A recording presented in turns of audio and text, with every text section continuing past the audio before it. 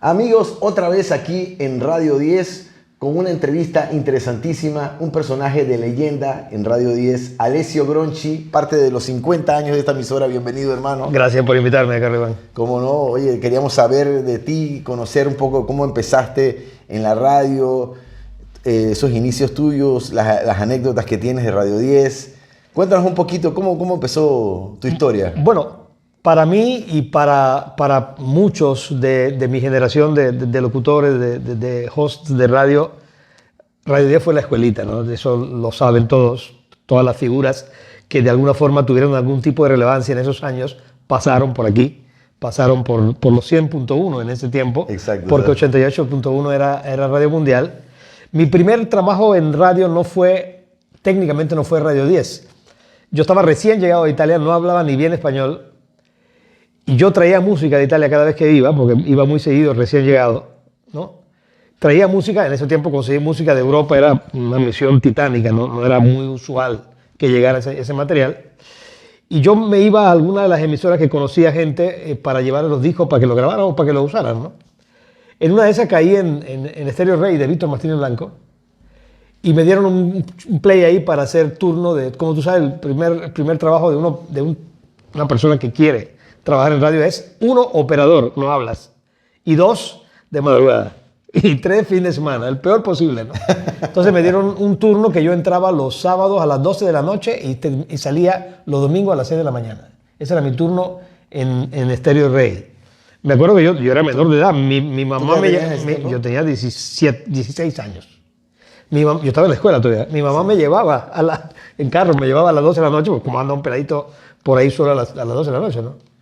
Y yo hacía el turno, y ahí estuve un par de meses, y ahí conocí a Luis Eduardo Quiroz, ¿no? Cuando Luis Eduardo siempre fue, yo vi que estuvo por acá, por este podcast también, él siempre fue un hombre de mucha rumba, sobre todo cuando era joven, aunque si lo invita ahora todavía rumbea. Y nos encontramos en una fiesta, él ya se había ido, él ya estaba en Radio 10, y me dice, oye, ¿tú todavía andas por allá por Estéreo Rey? Yo, sí, ahí vamos los fines de semana. Y dije, no. Vente para acá estamos haciendo un trabajo, aquí está este.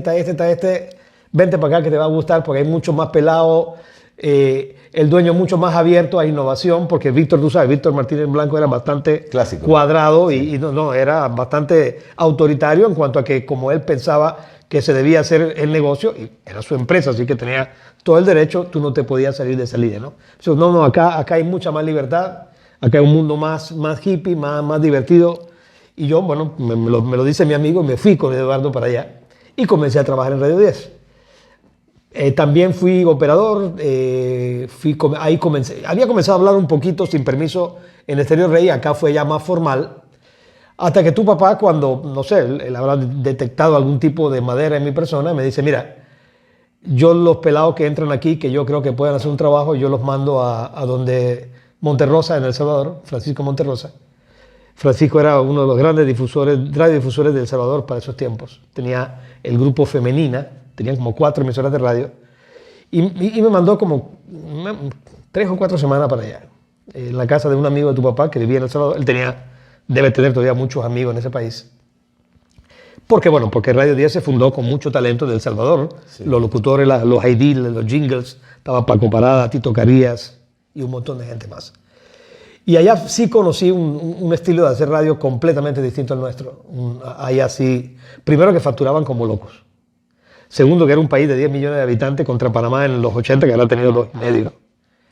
Y tercero, que lo hacían de una forma muy profesional y tenían gente muy, muy buena. Así que eso fue un aprendizaje que pude capitalizar, y cuando regresé comencé a trabajar también en la parte de programación. Ahí mismo Luis Eduardo le salió la oportunidad para irse a Telemetro a hacer Los Grandes de la Música. Entonces, como el trabajo le acaparaba, dice, me voy a ir. Él conducía el Hit Parade de Radio 10, que era el programa top. Primero dejó de hacer cabina y él solo hacía el Hit Parade, y después ya con los compromisos dejó de hacer el Hit Parade, así que me tocó a mí comenzar y relevarlo para hacer lo que era el programa número 1 de la radio juvenil en ese tiempo en Panamá. Así que ese fue como el comienzo. Yo realmente le debo mucho a Carlos Iván, tu papá, que cada vez que puedo se lo digo, yo no me avergüenzo de eso, y también a Luis Eduardo, que fue el que me dio la oportunidad de moverme, ¿no? a esa emisora y comenzar de ahí una carrera que, bueno, después terminó en otra cosa, ¿no? No, pero definitivo que lo hiciste súper bien. O sea, la forma de locutar tuya es pocos locutores en Panamá lo hacen como tú.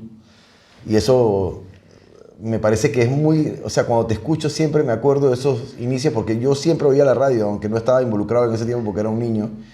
Pero siempre te escuchaba en el Hit Pero Parade yo y todo. yo sí me acuerdo de ti, de tu hermana pequeñito, yendo Sí, sí. a la Claro, cabina en mi claro. Argentina, ¿no? No, Claramente. íbamos mucho y Sí, sí.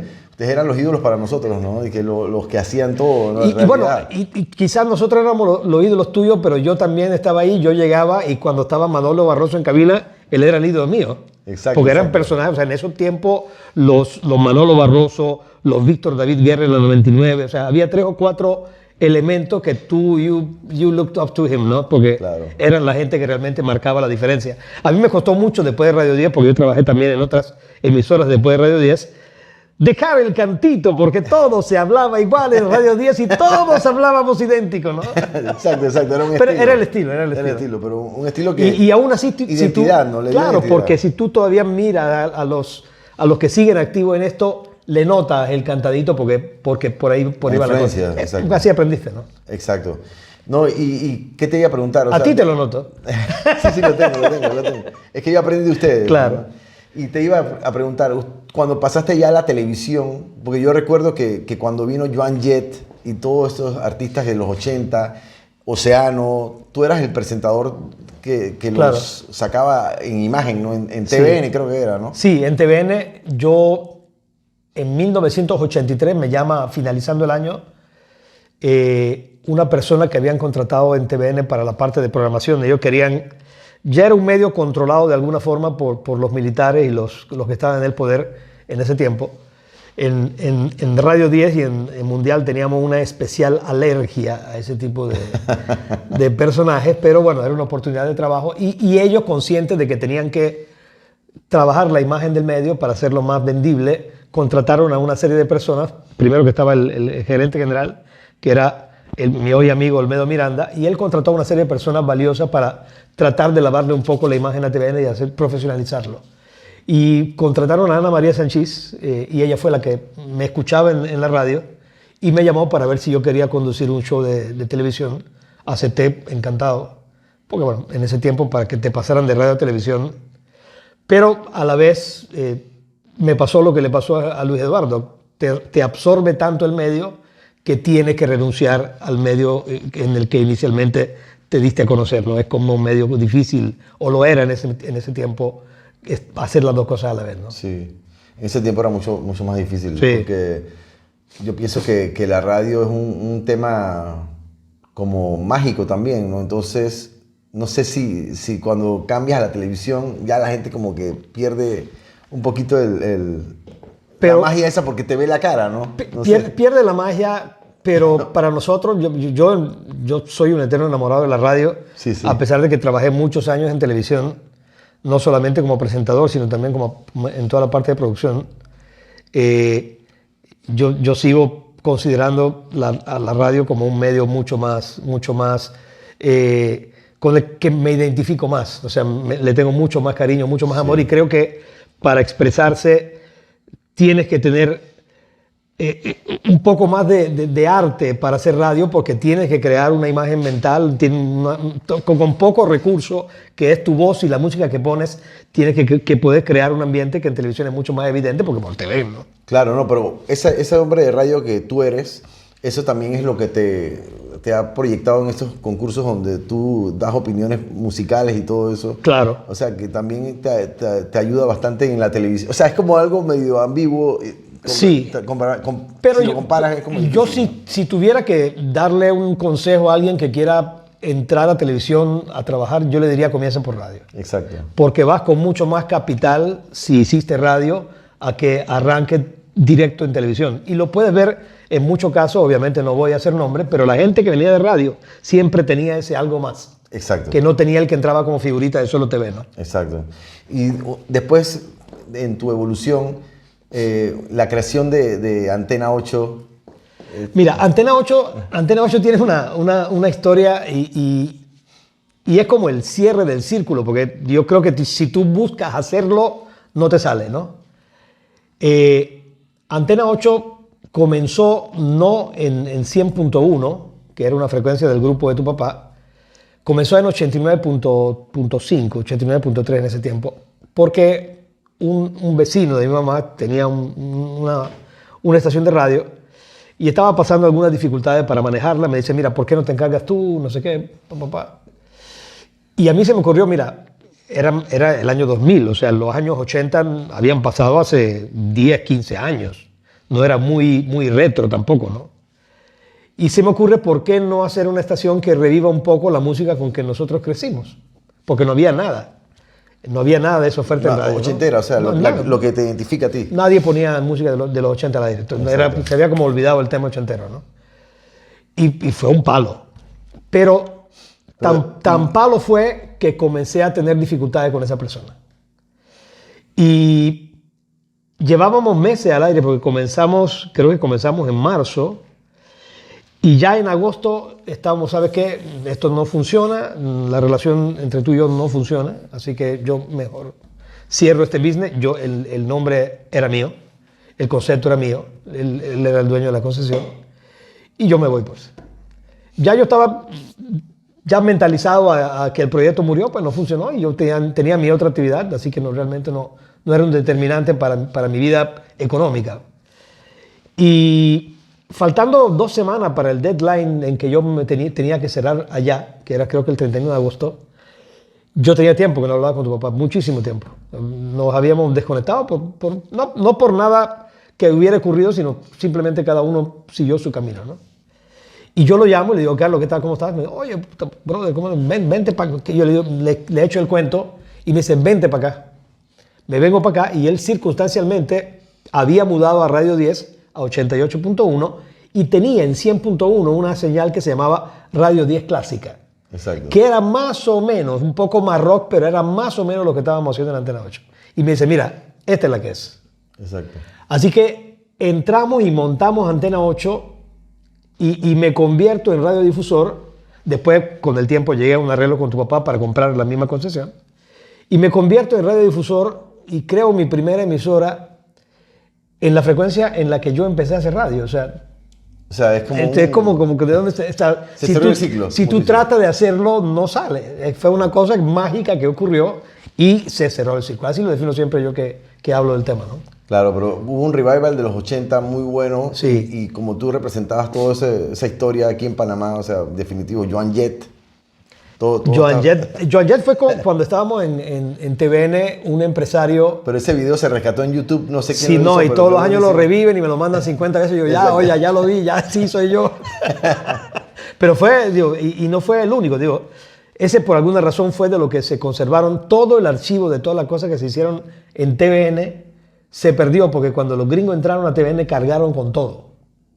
Había un archivo de cassettes que estaba... Se lo llevaron a Estados Unidos, debe ser. No o sé, lo quemaron. No, creo que se lo llevaron. Acuérdate que estaba todo el archivo noticioso que hacía el trabajo para las fuerzas de defensa. Está en la CIA, entonces todo ese material. Entonces cargaron, como todo el archivo era unificado, estaba todo, que ellos se llevaron todo. Y más nunca pudimos saber dónde estaban. Las cosas que se rescataron es porque a un par de las personas que lograron entrar para darle la televisora a los americanos que tomaron control, lograron quedarse con alguna cosa. El resto se fue. Increíble, porque ahí está la historia de Panamá, ¿no? Todo, pues desde 1960 había un montón de archivos, ¿no? Sí. Que se perdió.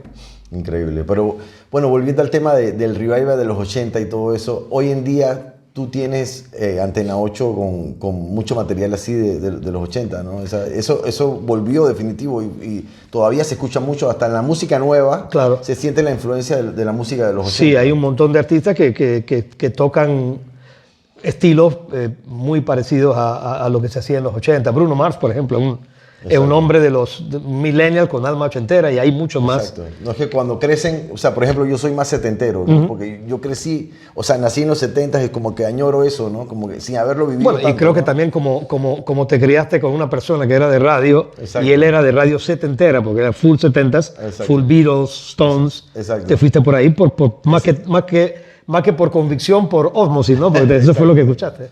Sí, pero bueno, la música definitivo que en otros tiempos, en otras décadas, sobre todo en el siglo XX, tenía una superioridad de calidad, ¿no? Era una cosa que la misma canción en sí, la composición, yo siento que tendríamos que volver a eso y por eso todo lo que es la música retro gusta tanto, que añoro eso, ¿no? Como que sin haberlo vivido Bueno, tanto, y creo ¿no? que también como te criaste con una persona que era de radio, Exacto. y él era de radio setentera, porque era full setentas, Exacto. full Beatles, Stones, Exacto. te fuiste por ahí más que por convicción, por ósmosis, ¿no? Porque eso fue lo que escuchaste. Sí, pero bueno, la música definitivo que en otros tiempos, en otras décadas, sobre todo en el siglo XX, tenía una superioridad de calidad, ¿no? Era una cosa que la misma canción en sí, la composición, yo siento que tendríamos que volver a eso y por eso todo lo que es la música retro gusta tanto. Claro. Y hoy la gente joven, percibo que la gente joven, por ejemplo mis hijos, cuando descubren esa música de esas épocas, dicen que wow, eso, Sí. o sea, se sorprenden y hasta en Spotify encuentras que el ranking está demostrando que esta música está volviendo. Claro. Y lo está apreciando mucho la gente de las nuevas generaciones, ¿no? Entonces, ¿tú cómo ves el futuro de la música? Bueno, yo he visto varios ejemplos recientes de talentos muy buenos. Lastimosamente no logran el impacto que consiguen los no tan buenos. Yo, por definición, me cuido mucho de definir algo artístico como malo, porque es arte al final, ¿no? El reggaetón, por más que nos disguste, es una forma de arte. Depende. Un arte que viene del barrio, un arte que viene quizás de una persona que no tuvo la oportunidad educativa para tener un léxico un poco más amplio y componer cosas que tengan más sentido que el que dice, pero es una expresión que algo de algún lugar viene, ¿no? Entonces yo, a pesar de que no me identifico con el género, no lo promuevo, no lo pongo, no lo consumo, bueno, después de 3 tragos también lo consumo, pero trato de darle su respeto porque es como que tú descalifiques la música de África porque tú eres de América. No, Sí, sí. no se puede hacer, ¿no? No, o sea, pero sí había mucho material, había mucho más recurso, por ejemplo, en la composición, como tú dices, en la música de antes. Había mucha más arte en la composición de letras, cosa que yo pienso que también como consecuencia de todo el movimiento hiperpop de 80, 90 se fue perdiendo, porque no es de ahora, esto fue un tema de por sí. Si tú comparas la profundidad del material ochentero contra el setentero, vas a ver que en los 70s había mucha más profundidad, había mucha más sustancia. Exacto. En los 80 era mucho más superficial. Sí, mucha tecnología, mucho beat, canciones que... Porque tú escuchas una Baterías canción electrónicas. de los 60 ahora y te suena viejo, porque te suena... Pero escucha algo que grabó Quincy Jones en 1979 y suena con un pep que tiene que echar un pie para conseguirlo ahora. Sí. Pero bueno, yo sí creo que hay mucho material, hay recursos, nada más que hay que ver cómo la gente se encarrila de vuelta a consumir cosas masivamente que sean buenas, ¿no? Yo sí creo que viene Sí, esa nueva tendencia sí. porque los pelados están descubriendo esa música y quieren hacer música así hoy en día. Aunque el reggaetón yo también lo critico y no es de mi gusto, pero es verdad que cuando uno va a una fiesta y si ponen esa música tampoco vas a poner a dañar la fiesta y que no, me voy. Bueno, sino que compartes, ¿no? Es Claro. para bailar y para ese tipo Tiene de... su momento. Tiene su exacto, momento, sí. exacto. Aunque yo soy un rockero... Sí, Die Hard. ¿no? Pero sí, no, me pasa que lo tolero bastante también. Y ¿qué opinas de los grupos de rock panameño? Bueno, yo creo que, por ejemplo, en esa parte yo veo un resurgimiento importante de la escena local. Hay mucho material, mucho contenido. Sobre todo hay muchos subgéneros, porque antes tú veías que todos los grupos se encasillaban más o menos en el mismo tipo de cosas. Ahora veo que hay gente que canta pop, hay gente que canta baladita, hay gente que canta roots, hay gente que se mantiene en rock, otra gente es alternativo. Lo que habría que encontrar es cómo buscar una forma de que se promuevan con alguna entidad que a nosotros nos cuesta muchísimo que nos llegue la música, por ejemplo. Sí. Yo he tenido que llamar, y yo también me reservo nombre, a grupos, a intérpretes que tienen cosas que me funcionarían. Y digo, oye, pues mándame la música. Exacto. No llega. Ya no hacen, porque ahora Spotify, cuando suben la gente de Spotify, Pero piensan que todo está ahí, ya, y listo. el impacto que te da, y los que lo La han visita. probado lo saben, el impacto que te da estar en un medio local, que te entrevisten, que te pongan tu música, es otra historia. Sí, sí, definitivamente. El que lo ha probado, obviamente tú trabajas en esto, lo sabes, pero yo he visto, por ejemplo, los artistas, uno que no iba a una emisora nunca, era Horacio Valdés. Jamás, ese man no iba a emisora. Y un día él era mi vecino, vivía en mi edificio. Que en paz descanse. Es que en paz descanse. Sí, hasta el último día, él vivía ahí, él murió ahí, de hecho. Y yo le digo, vecino, deja de comer mierda, ven a la emisora. Me dice, mira, yo voy ahí porque eres tú, porque yo no voy a radio. Yo, ok, dale. Pues. Yo no sé si le habían pedido payola o cuál era su problema con la radio, pero el man no iba a radio. Fue a la emisora, creo que lo entrevistó Alma, que era esta medio familia suya, y me reitera ahí, me dice, esta es la primera vez que yo voy a una emisora y no voy a radio, ¿no? Porque aquí vine porque tú eres mi vecino y te aprecio, ¿no? Está mi prima. Exacto. Cuando sale, a los 2 días me llama y dice, brother, esta vaina es otra cosa. Sí, le funcionó. Digo, no porque lo fuera a popularizar más de lo que ya era, porque el tipo la verdad que estaba volando con todas sus cosas, sino que el return feedback que él consiguió de la entrevista de radio, cuánta gente le habló del tema, al man le gustó la vaina. Y volvió a ir, no solo con nosotros, sino con muchos otros. Es que se pierde mucho el sentido de promoción. No sé por qué no hay un concepto claro de cómo promover a un artista a través de la radio. Claro. No sé por qué ha pasado eso aquí en Panamá. Antes sí, como que había no solamente eventos, sino todo ese sistema de entrevistas, la gira de medios. Estaban las disqueras que hacían el trabajo, había un par de productores, de promotores independientes, me acuerdo de Gualaco, por ejemplo, no sé si continúa en esto. Creo que no, pero él tenía un montón de, cuando estaba casado con Anita, ellos tenían un montón de artistas y sí se movían, ¿no? Sí tenían el sentido ese de la promoción. Ellos sí, porque ese era su trabajo. Ellos le cobraban a los artistas por promoverlos. Pero al final, digo, el artista también, o sea, no es que están nadando en billetes, te cobran por promoverte. Y si eso no te redunda o en ventas y ya nadie vende nada, o en toques, ¿cómo le vas a pagar? Exacto. Entonces es un tema, está bien. Digo, la banda ahora tiene que tener un lugar donde presentarse. Pero los lugares donde presentarse con música en vivo son pocos y te quieren pagar poco.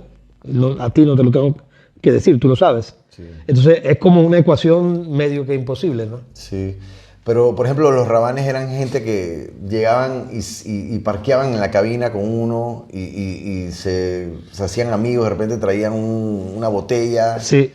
Ese es un estilo diferente, ¿no? Pero sí, y siempre fueron así, desde que comenzaron con Kiwi Records, ese fue su estilo, ¿no? Ese fue su estilo de llegar a las emisoras y hacerse amigos de todos. Y lo sigue siendo, ¿eh? Porque todavía lo hacen. Sí, entonces yo creo que de esa manera tenemos que volver para que hacer ese tipo de cosas para que se pegue el rock panameño, porque hablando de la música panameña, ¿no? Porque hay mucha música pop, pero el rock yo siento que hay una esencia ahí que yo que vivo el rock y que estoy con muchos artistas nuevos, se descubren artistas con talento increíble. Claro. Por ejemplo, está Carlos Méndez, Señor Luke, esta gente ahora mismo estoy viendo una artista nueva que me parece con mucho talento, Jim Guernica.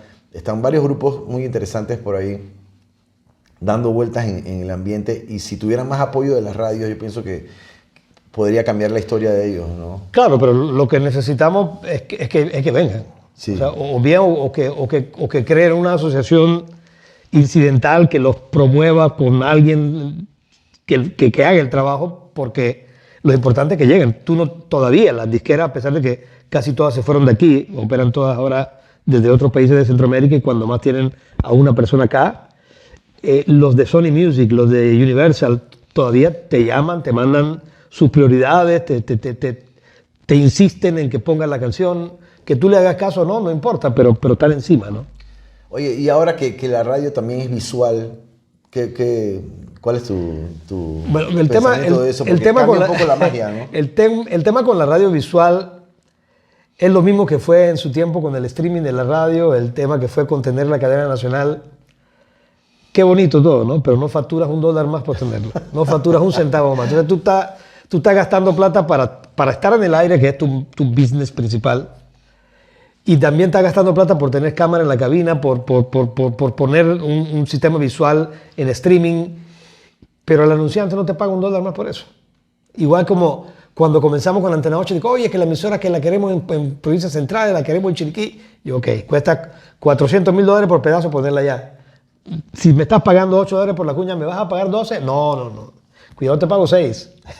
Entonces no funciona. Al final no cambia las tarifas de la radio. Al final, si lo vas a hacer como business, no es factible, digamos, ¿no? Volviendo al tema ese, o sea, de lo de la radio, ¿qué tú opinas de o sea, los precios que hay ahora mismo en el ambiente? Como que yo pienso que en 20 años no permiten que suba el precio de... El motivo es fácil. El mercado está sobreservido. Aquí, en este país, debería haber 15 emisoras. Si aquí hubiera 15 emisoras, todas estarían nadando en plata. Pero como hay 80 y el mercado solamente está para 15, entonces la mitad están en modo supervivencia. Y toca, si tú tienes que sobrevivir, si tú tienes que pagar una planilla, tienes que pagar la luz, tienes que pagar tus gastos, al final tú tienes que ver cómo recoges los miles de dólares mensuales que necesitas, y si tienes que vender a $2, a $3 para recogerlo, lo vas a hacer porque eso amenaza tu propia supervivencia. Así que ese es todo el tema. En Estados Unidos, por ejemplo, en otros países más desarrollados, México, para un mercado de X tamaño se dan tantas concesiones para que todo le vaya bien y sean felices. Exacto. Apenas tú sobresaturas el mercado, y eso pasa en casi toda Centroamérica, pasa esto. Y no hay como una forma de resolverlo porque así funciona. Y tienes razón tú, o sea, y ha pasado en muchos aspectos de la publicidad. O sea, tú ves tarifas actuales que son la misma tarifa que hace 25 años. Increíble. Y eso con una inflación galopante, ¿cómo tú puedes tener el mismo precio que antes, no? Pero bueno. Bueno, y entonces, ¿y el estilo de radio así juvenil, como siempre, Radio 10, Antena 8, todo, qué piensas? ¿Habrá más emisoras así o sencillamente no es un mercado? Yo creo que el que no lo haga se muere, porque la clave para la supervivencia de una estación de radio lineal, FM, como el negocio que hacemos nosotros, es su localía, es que está aquí. Tú no vas a poder competir nunca con los Spotify, los Apple Music. O sea, si tú vas a pelear con ellos, mejor vete para tu casa, ya otra cosa. Sí, no se puede. Tú vas a poder, ¿cuáles son tus cosas únicas? Que tú estás aquí, tú te puedes vincular con la comunidad, tú puedes hacer cosas en la calle. Si tú explotas esas cosas, a ti te puede seguir yendo bien. De hecho, comparativamente con la llegada de todos los medios digitales, el primero que sufrió, el que peor le fue a los periódicos. El que guardó las proporciones porque factura mucho más, pero el que más perdió después fue televisión. El que menos lo resintió fue radio, y fue por eso, pero tiene que poder explotar. La radio, por ejemplo, en los 80s había un montón de emisoras, que no era el caso de las de aquí, porque siempre se pensó en hacer una radio diferente, pero había emisoras que ponían música todo el día, sin locutores, y le iba súper bien. No gastaban un centavo y la gente... Pero ahora, contra Spotify, tú poniendo música todo el día, ¿para qué? Para eso escucho Spotify. Exacto. A pesar de que hay estudios, yo estuve en una convención de radiodifusores hace años, y dice, sí, está bien, tiene Spotify, hay 35 millones de títulos, pero el 90% de los usuarios de Spotify siempre escuchan las mismas 30 canciones. Entonces, lo que necesita es un playlist curado. Exacto. Y eso lo hacemos nosotros. Exacto. El usuario burdo, el usuario diario no tiene idea de hacerlo y pone siempre las mismas 30 canciones. Para eso tú escuchas radio, para que te propongan cosas. Exacto. O sea, mientras nosotros podamos seguir proponiendo trends, proponiendo tendencias, vinculándonos con la comunidad, bien sea con deporte, con social, con entretenimiento, vamos a tener negocio por rato. Claro. Y ahora el grupo tuyo de radios, ¿cuántas emisoras? 4. Tenemos Antena 8, Estéreo Azul y Cubo Estéreo, que son... Estéreo Azul es baladas, es música en español todo el día, solo en español. Nada más que de día es balada y pop y de noche se vuelve tropical. Cubo, que es de música típica panameña. Y Cool FM, que comenzamos con smooth jazz, pero no funcionaba. Así que ahora es como más un tipo talk radio, hay un montón de programas de 20.000 temas, desde esoterismo hasta psicología, ¿no? Ok, buenísimo, brother. Entonces, y ahora también la parte televisiva tuya, ¿hacia dónde lo estás enfocando? ¿Vas a salir de nuevo en algún programa como juez? ¿O? Bueno, yo realmente la parte de televisión no la busqué. Yo desde que dejé de trabajar en TVN, yo comencé a vender equipo de televisión y por eso me mantuve en contacto con el medio, pero solamente como proveedor. Y hace unos años me llamó Luciano Ciampoli, que ahora es el jefe de producción de Medcom, diciéndome que tenían este proyecto de este reality, que era un format show, y la misma Biblia que le mandan a ellos mandaba que uno de los jueces tenía que ser una persona que viniera de radio y que hubiera trabajado con músicos, era como el perfil mío, ¿no? Que si me interesaba. Yo le digo, bueno, lo que no tengo es mucho tiempo, si tengo que estar ahí 8 horas, porque no soy... Dice, no, esto aquí, te mandamos la lista, tú preparas tu cosa en tu casa y acá tienes que estar 3 horas por semana y te vas. Y yo, bueno, dale, pues. El programa lo acaban de confirmar para una 6ª temporada, que ahora el otro año, así, ahí voy a estar. Yo me llamo. Sí. Ahí participó Juan Carlos Bordania, mi cuñado. Juan Carlos Bordania, me acuerdo clarísimo, y la gente me molestaba porque a mí la energía, y a Juan Carlos lo conozco yo de antes de eso, a mí siempre me ha parecido un tipo que tiene una energía, una super energía, como todos los Bordaneas, son todos así, ¿no? Muy efusivos. Y a mí me encantaba y creo que era evidente que a mí me gustaba lo que él hacía y la gente decía, no, pero ese es tu favorito, ¿no? Si tú tienes el tuyo, no puedo tener el mío, pues, ¿qué pasa? Pero hizo un súper buen trabajo. Sí. No, yo vi el programa, por eso es que, porque ahora lo vi en esa temporada muchísimo porque estábamos apoyando a cuñado. Claro. ¿No? ¿Y alguna anécdota que recuerdes de Radio 10 así inolvidable de tu tiempo cuando estabas joven ahí? Anécdotas miles, ¿no? La mayoría no se pueden contar, pero nos divertíamos muchísimo. La verdad que era un grupo de trabajo comenzando por los dueños, por todos los compañeros, teníamos como una microcomunidad ahí por Vía Argentina porque toda la gente que vivía por el área era como parte de ellos, Radio 10, ¿no? Era como la radio del barrio. Exacto. Se hacían festivales ahí, se cerraba la Vía Argentina algunos días de fines de semana y se hacía fiesta de patinaje, truenos y relámpagos, que tenía la oficina enfrente de Radio 10, sacaba su equipo y ponía música. La verdad que fue una emisora que marcó tendencia. Yo tengo solamente buenos recuerdos de la emisora, de tu papá, de tus tíos. Sergio, que iba muchísimo. Sí. Juan Cristóbal también iba. Tu mamá, que siempre trabajaba allá. Y creo que fue una parte definitoria del inicio de mi carrera. Realmente estar acá marcó lo que yo pude hacer después. No hubiera podido ser la consecuencia sin ese origen, ¿no? Así que yo siempre le soy muy grato y lo reconozco siempre. Gracias, Alessio, por estar con nosotros aquí. Bienvenido siempre a Radio 10. Gracias a ti, Carlos. Feliz de estar contigo. Un placer.